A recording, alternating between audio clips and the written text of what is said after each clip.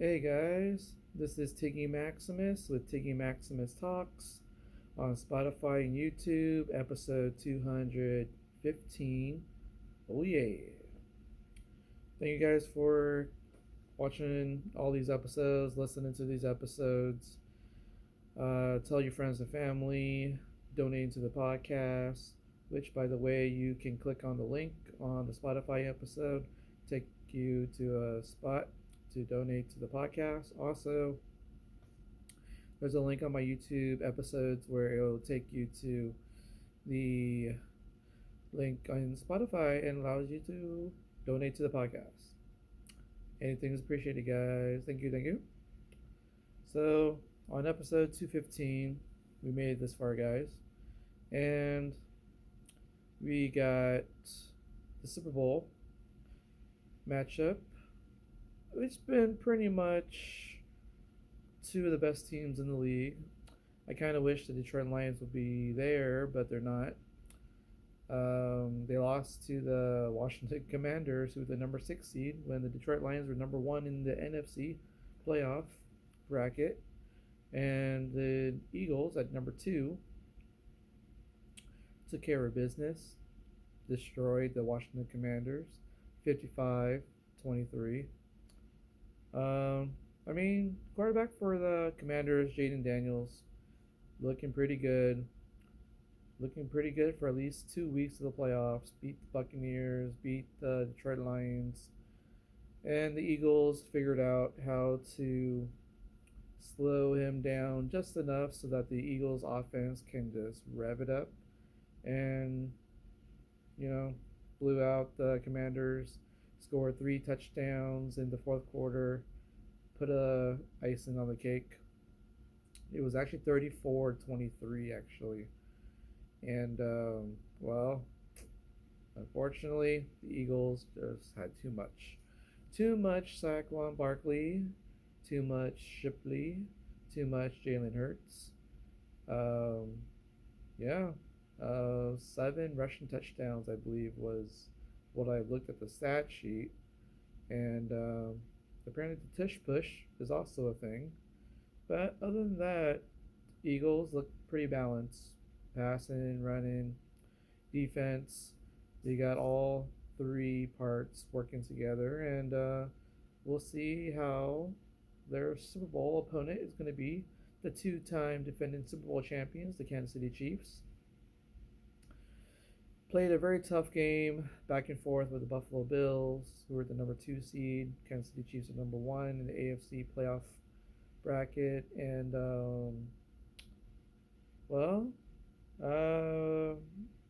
Mahomes, Xavier Worthy, Travis Kelce, Pacheco, Kareem Hunt.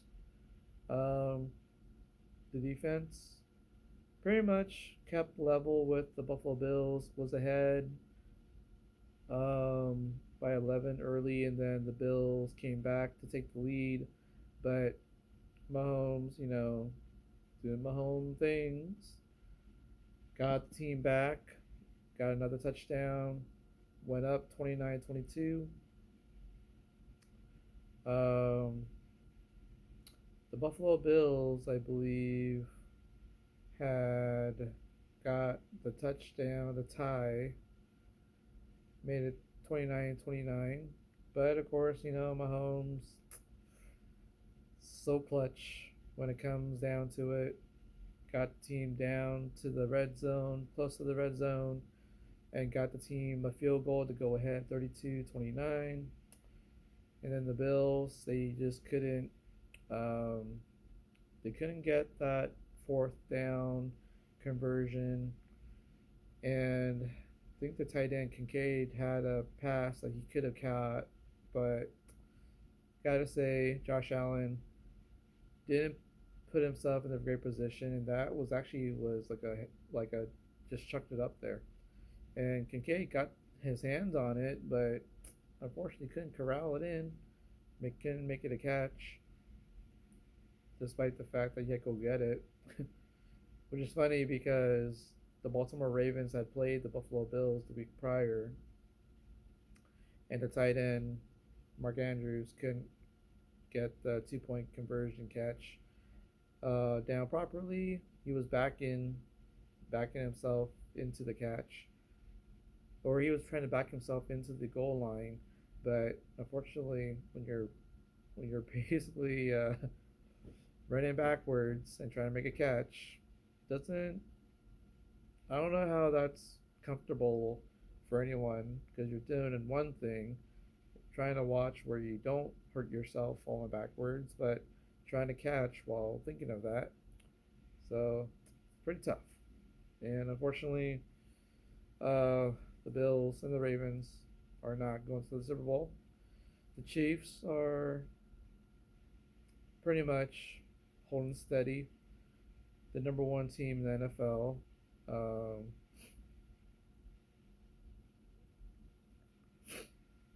so the number one seed, Kansas City Chiefs of the AFC, the two-time defending Super Bowl champions, will be going up against the number two seed of the NFC bracket, the Philadelphia Eagles. Um, Gotta say, Kansas City Chiefs are in the middle of their dynasty, and the Eagles had played the Eagles. The Eagles had played the Chiefs before, and the Chiefs pulled it out. What was it, 3 years ago? So this is gonna be a good one. I mean, for one, I've never seen a three-peat in the Super Bowl era before, and it'll be pretty cool that a team was that good enough to pull it off. And the fact, I like Patrick Mahomes, but um, I do like the Philadelphia Eagles. I do like the fact that they have a strong, balanced team, and they probably, I would say, they're going to beat the Kansas City Chiefs. Eagles over Chiefs. That's my prediction for the Super Bowl 59 in New Orleans. Uh, but the Chiefs usually find ways, and this is gonna be an exciting game. But I do think the Eagles will come out the winner. But I don't mind a very back and forth, competitive Super Bowl. Um, so we're going to see what happens on February 9th. And just so happens that the Chargers' home schedule does have the Chiefs, the Eagles, and Commanders on the home slate at SoFi Stadium in Inglewood, LA, California. So who knows? I'm gonna look into that. The Chiefs, the Commanders, and the Eagles. Between those three home games, I want to at least go to that. So we'll see.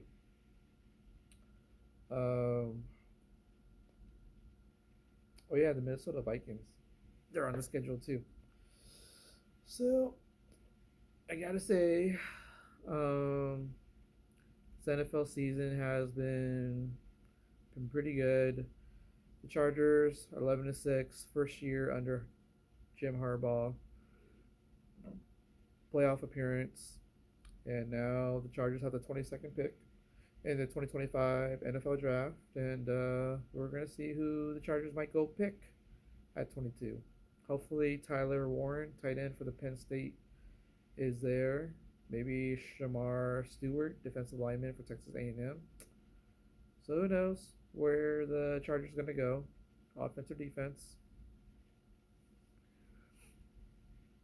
Although I gotta say, defense might be a good idea. They need to improve on what they just did. I mean, this is the best defense in like 7 to 10 years. I don't remember a time when the Chargers defense was like a strong point for the Chargers because usually the offense, but then a lot of times both sides look bad at times. And then they got Justin Herbert, and then they had an offensive line, and then now they got a few decent running backs, J.K. Dobbins, Gus Edwards, and they added on Ezekiel Elliott. So who knows if what's going to be for all three. I've seen some mock drafts where the Chargers are slated to get Ashton Genty from Boise State, runner-up for the Heisman Trophy. So we'll see. We'll see what's going to happen. Um, Free agency, I believe, starts in March. So we'll see what's going to happen with that. If the Chargers going to keep on a lot of the players, uh, put a good core group around Justin Herbert so he doesn't waste away his years. The Chargers are striving forward with Justin Herbert and Jim Harbaugh. So hopefully next season will be the year they make a big splash and they take down the Kansas City Chiefs. Um, Whether it's to stop them from having a four-peat or just stop in the AFC reign of the Kansas City Chiefs.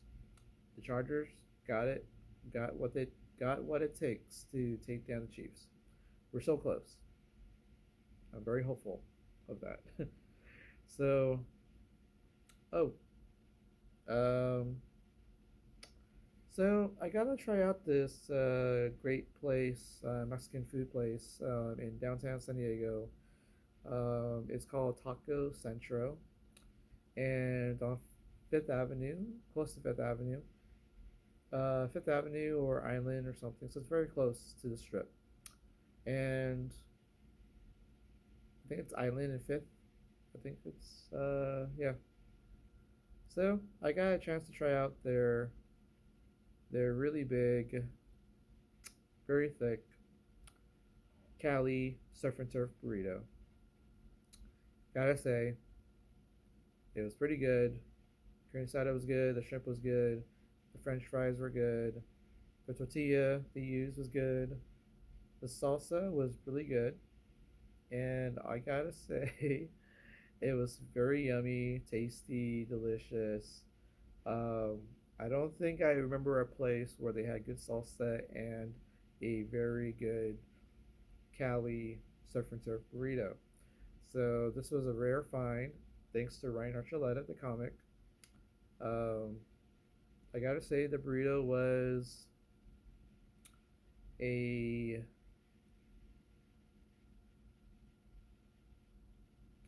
9.5 out of 10. It was so good. I want to go back and get that again. I probably should try out their tacos too. It's called Taco Centro, but their burrito, I gotta try it right off the bat.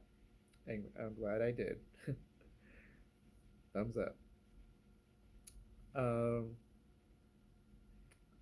oh yeah, so I did go to two. I guess you could say it's two comedy shows. One was a comedy show, and the other was a kind of a game show. Um, Surprisingly, 99% of the crowd and the performers for both shows were all named Ryan. uh, Ryan Archuleta got the host the last Ryan stand-in at the Yellow Door, um, third floor of the Mr. Tempo Cantina. Um, so it's basically crowd, audience members, all Ryan, all named Ryan. I was probably one of two or three people not named Ryan in the crowd. Um, that was a fun show. Got to see some cool comics. Um, Ryan Archuleta got to do some of his jokes. He got his reverse PTSD joke. He got his Border Patrol joke. Um, Dayton at 40. So some of it did pretty well with this crowd of Ryans. And gotta say, you got the crowd laughing during the set. And then some other ones maybe got a few laughs. But mm, I gotta say, for the amount of laughs that he got and his delivery, um, the number that comes to mind for his comedy set for Yellow Door as host of the last Ryan stand-in, I gotta say the number I'm thinking of is 8.4 out of 10. Um, uh, and then I believe we had Ryan Reeves. Ryan Reeves. Guess he's from out of town. Um, he was pretty cool to talk to, and the crowd liked him for most of his set. Um, like I want to say he was probably one of the best Ryans that performed. I want to say that he he got the crowd laughing. Um, he has some good jokes, and I'd never seen him before, so they were pretty good. Um, and it's also a good thing that the crowd likes him. So I want to say that Ryan Reeves was an 8.6 out of 10. Um, I believe we had a guy by the name uh, Ryan Rushnovic, I think his last name is, or Ryan R. Rushkanel. He has um, I don't know, I guess you could say a European last name, or Czech, Czech, Chechen, Chechen, Chechen last name, family name. Now, I want to say he was probably the one that had this joke, but the one that it might have been his joke. So I think he said he went to a ring shop because he said he got married or got engaged. But when he was looking for ring shopping, he asked for a size 4. But because he did the voice of the jewelry dealer, when he said size 4 and he did the voice, and then he just mentioned that size 4 is usually the size for kids. And I just like laughed at that because, man, the way that he set it up was pretty nice. And I think he got a lot of people laughing for that. That might have been his best one, actually. There might have been a few other ones. Um, he probably talked about dating and stuff, but that one kind of stuck with me was the ring size 4. So um, I want to say Ryan Rushkinoff, Rushnik. I'm already butchering his name, but yeah, I want to say if that was his joke, um, I want to say he was a 8.5 out of 10. Uh, Another comedian that went up, another name Ryan. I believe it was Ryan McKee, and I want to say he had some good jokes. I just don't remember much about his set though, unless it was the one with the ring. Maybe not. But for him, Ryan McKee, I don't think I heard well, he did get some laughs, but I don't think it was like a um, lot of laughs throughout his set. And I don't think there were any like real chill moments, but like I don't think like there were a lot of people laughing at the same time throughout his set. And I'm pretty sure it was like laugh in different parts of the crowd, but not a lot at a time, at any moment during his set, is how I kind of remembered it. So I want to say that Ryan McKee, I want to say he was a 8.4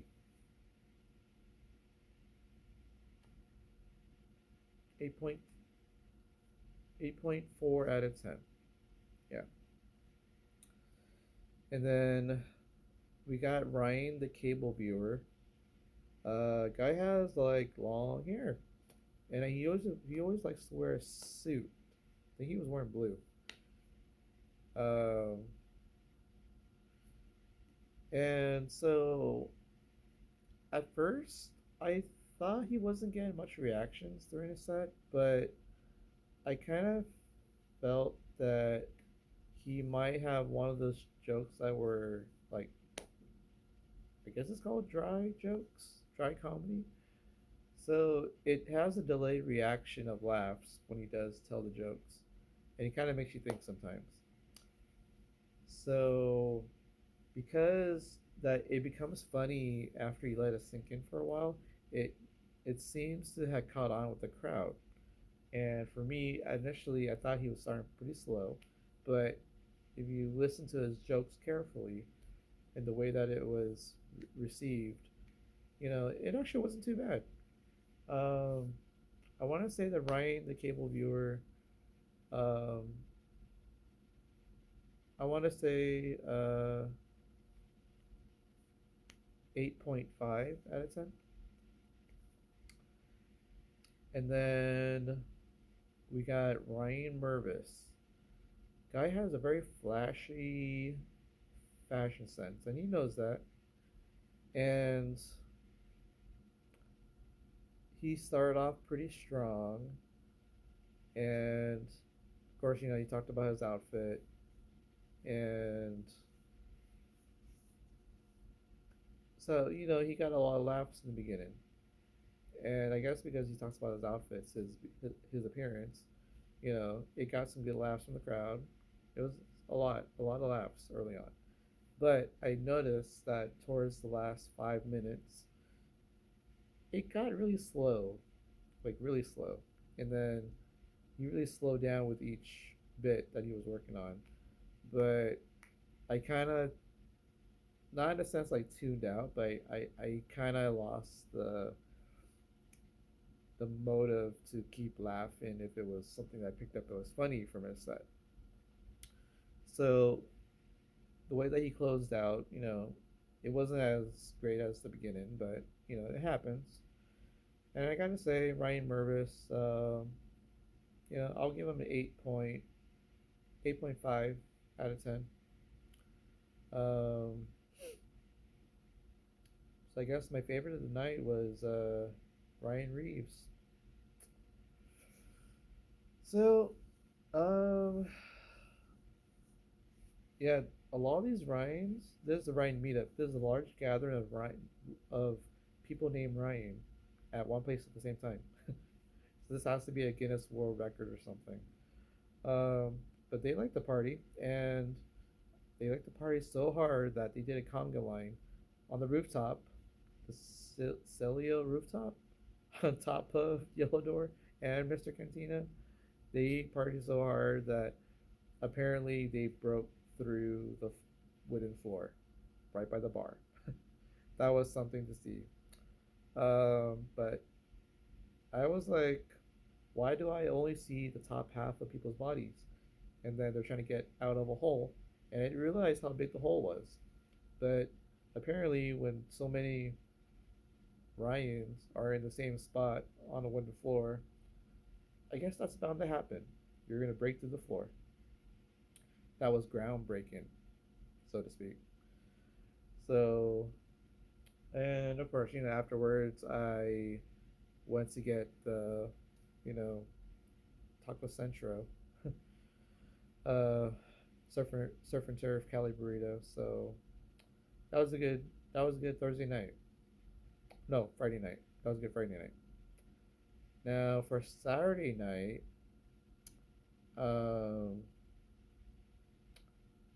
I gotta say, game show. All the game shows you can think of. Who Wants to Be a Millionaire? Deal or No Deal? Uh, American Idol? Price is Right?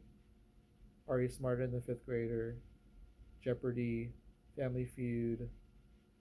Uh, so you think you can dance? Uh, America's Got Talent. So all those game shows were put together on the same Ryan game show. All the contestants basically were named Ryan. So it was pretty fun to see all that. And I liked how they managed to get that concept in there, and you got podiums, you got the microphones, you got the area.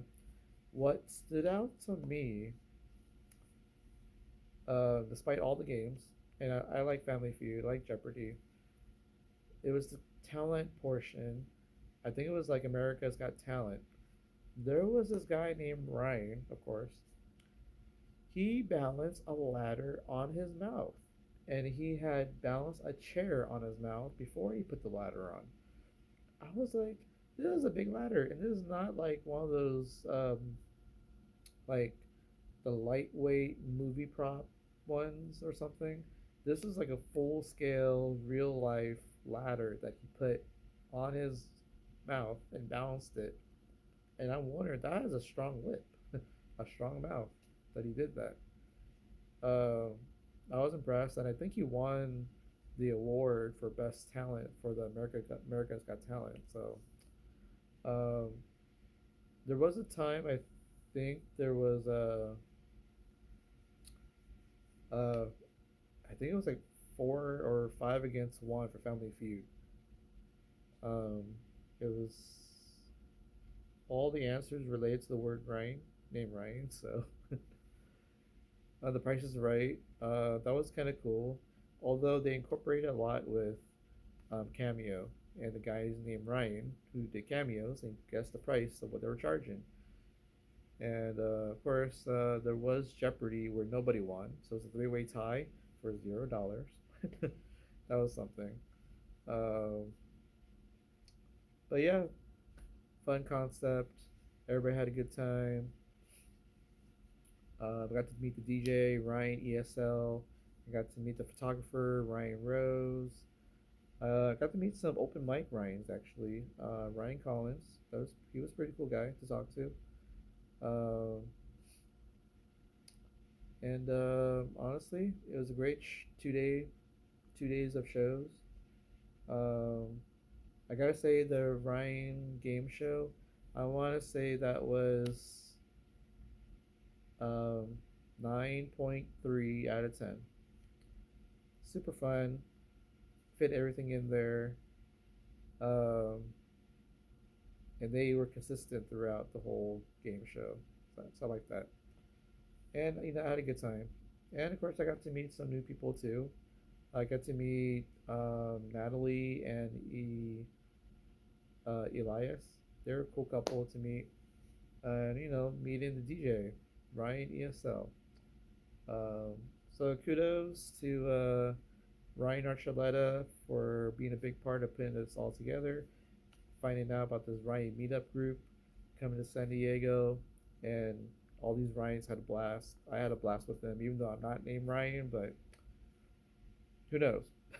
If I had told people I was named Ryan, my name was Tony or Tiggy, I wonder what kind of reaction I would have gotten on if I was on stage. So probably would have been booed. Anyway, guys, thanks for listening. Thanks for watching. Tell your friends and family about this podcast, Tiggy Maximus. On Spotify and YouTube. Let's make this big. Maybe one day I might produce my own comedy show with musicians and comics. So I have my eye on a lot of musicians and a lot of comics I've met over these last 3-4 years. So stay tuned for maybe when that show's going to come around. So that's it for me, guys. Um, Super Bowl is on February 9th, but I'll probably record again before then. The Royal Rumble is coming up this Saturday. A lot of great female and male superstars vying for a chance to main event WrestleMania. Um, what is it? WrestleMania 41? Oh wow, 41. That's going to be in Las Vegas. So that's going to be pretty awesome. But the Royal Rumble is going to be in Indianapolis. Indianapolis. So um, I gotta say, if I had to make a prediction right now, who's going to be the Royal Rumble winners?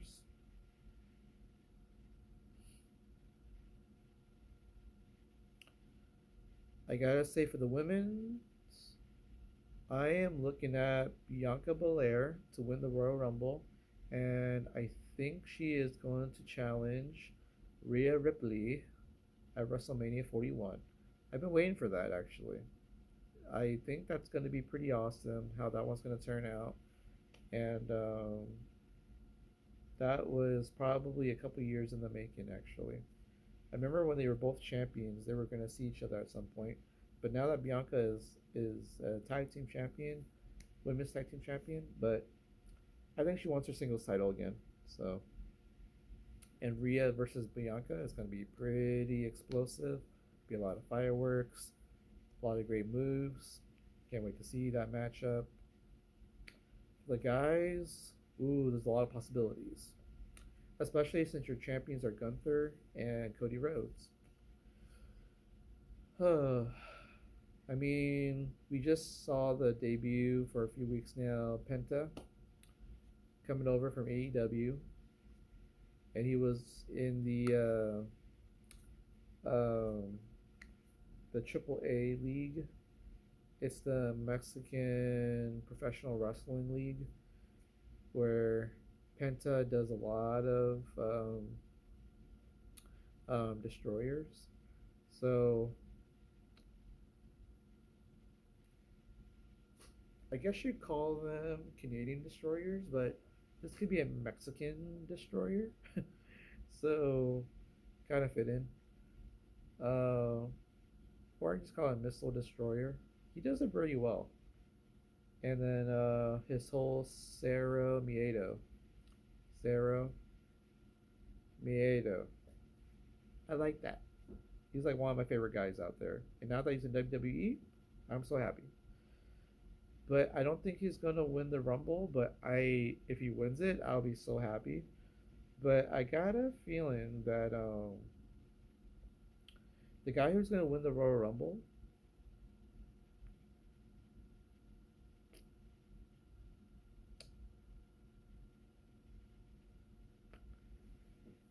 mm,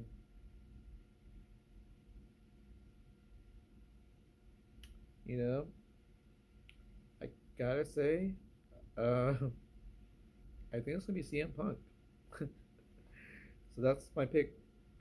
CM Punk will probably face either Gunther or Cody Rhodes, but CM Punk versus Cody Rhodes actually the um, might be the main event of WrestleMania 41. So those are my picks. CM Punk to win the men's Royal Rumble 2025, and Bianca Belair will win the women's Royal Rumble 2025. Well, that's it for me, guys. I'll talk to you guys later. Remember to have some good food, watch some good shows, watch some good fights, watch some good sports. Remember to have some good company, and have a great 2025 going forward. Remember to spread the word about this podcast. Make this big for me, and listen to me talk about food, comedy, and sports. Ask away anything you guys want to know.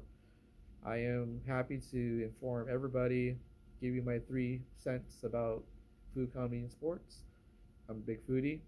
I'm a big comedy guy, and I'm a big sports fanatic. So, you know, the saying goes, guys. Boom! Tiggy Maximus signing off. Baby. All right, there, guys.